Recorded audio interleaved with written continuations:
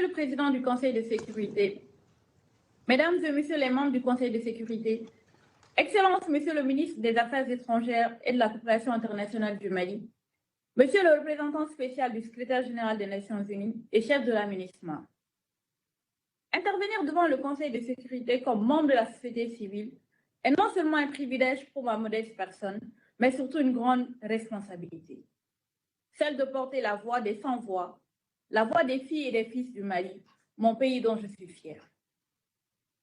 Le Mali continue de faire face à des défis complexes. La menace des groupes terroristes est toujours présente et touche aujourd'hui les 4 coins du pays. Les attaques visant les forces de défense et de sécurité s'étendent de plus en plus dans le sud du pays, notamment dans les régions de Sikasso, Koulikoro, Koutiala et Kaï, et même aux alentours de la ville de Bamako. D'autres attaques, dont certains par engins explosifs improvisés, visent les véhicules de transport en commun, les convois logistiques, humanitaires et même des casques bleus. Les groupes terroristes et d'autres groupes similaires enlèvent et exécutent des personnes, empêchent les paysans de mener les activités, incendient les récoltes et privent les communautés locales des moyens de subsistance ou les obligent à quitter leur village. Selon les statistiques de la matrice de suivi des mouvements des populations au Mali, 412 387 Maliens, soit près de 80 000 ménages, sont des déplacés internes, dont 54% des femmes. À ces chiffres, il faut ajouter près de 200 000 réfugiés maliens répartis dans les pays de la sous-région. Les femmes sont les premières victimes de cette situation. Elles s'occupent des enfants alors que leurs époux sont en fuite ou disparus. Elles errent dans la brousse et ne savent pas exactement où aller. Elles bravent les intempéries et dorment dans des abris de fortune. Elles subissent toutes sortes de violences, y compris celles liées au conflit. Celles qui ont pu gagner les grandes agglomérations dans le nord et le centre du pays sont en plus victimes de préjugés et ne bénéficient d'aucune assistance et n'ont aucun espoir, ni aucune opportunité, parce que les moyens de réponse sont limités. Cette situation est aggravée par l'insécurité alimentaire, qui résulte à la fois des conflits, des changements climatiques et du retrait forcé de certains acteurs humanitaires qui appuient des projets et des initiatives humanitaires et de développement. L'armée malienne a multiplié ses opérations militaires pour lutter contre les terroristes. En revanche, ces opérations militaires devraient être régulièrement réévaluées au regard des résultats mitigés constatés par rapport aux droits de l'homme. En effet, qu'on se le dise, la présence des partenaires militaires russes aux côtés de nos forces armées maliennes, dont la bravoure est à saluer, est loin de faciliter les choses. Ces acteurs sont impliqués dans la commission des violations graves des droits de l'homme et du droit international humanitaire. Ces violations ont été documentées par des organisations de la société civile du Mali et ont été reflétées dans les rapports officiels, notamment du secrétaire général des Nations Unies et de la MINUSMA, ainsi que d'autres organisations indépendantes et crédibles.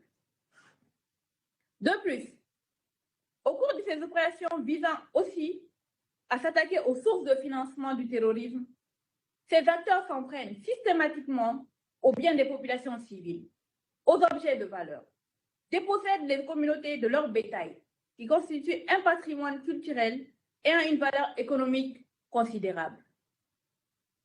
Ainsi, j'invite les autorités maliennes à se désolidariser de ces actes qui pourraient constituer des crimes de guerre et de crimes contre l'humanité, à prendre des mesures préventives afin de décourager les auteurs, qui qu'ils soient, et de rassurer tout le monde. J'interpelle, par la même occasion, les autorités judiciaires à prendre des actions concrètes pour poursuivre les présumés auteurs de ces crimes, ainsi que les auteurs des actes de violence sexuelle et celles liées aux conflits mentionnés dans le rapport du secrétaire général sur la situation du Mali du 6 janvier 2023. L'armée malienne s'est davantage équipée. pour une meilleure transparence. Il est souhaitable que les autorités rassurent les Maliens sur les dépenses actuelles, sur les acquisitions d'équipements militaires importants qui permettent de moderniser notre armée et de la rendre professionnelle, et qu'elles prennent en compte la nécessité de l'équilibre dans la répartition du budget national par rapport aux autres secteurs essentiels, notamment l'éducation et la santé. S'agissant du processus et du contexte préélectoral, je me réjouis de la volonté politique des autorités à respecter le chronogramme des échéances électorales. À cet égard, je souhaiterais plaider pour le respect des libertés publiques et l'espace démocratique garanti par la Constitution afin de permettre aux filles et fils du Mali de s'exprimer librement pendant le processus que nous voulons inclusif, transparent et crédible. Monsieur le Président, la mise en œuvre de l'accord de paix issu du processus d'Alger n'a pas connu d'avancée significative. Autant la participation des femmes est restée insuffisante. Malgré l'adoption de la loi sur les quotas de 30%, considérée comme une victoire majeure, les attentes restent entières. Les femmes maliennes souhaitent jouer un plus grand rôle dans les aspects de la mise en œuvre de l'accord de paix, notamment à travers les différents mécanismes. Je voudrais saluer le dénouement heureux dans l'affaire des 49 militaires ivoiriens qui ont été graciés par le président de la transition après avoir été lourdement condamnés par la justice malienne. Cette mesure encourageante s'inscrit dans la voie de la normalisation des relations avec les voisins et du règlement des contentieux bilatéraux par une diplomatie responsable. J'exhorte la communauté internationale et tous les partenaires à accompagner le Mali dans les réformes déjà entamées, mais surtout à explorer les opportunités de développement durable. Car, en l'absence d'un véritable développement au Sahel, le phénomène du terrorisme et l'insécurité demeureront le quotidien des Maliens.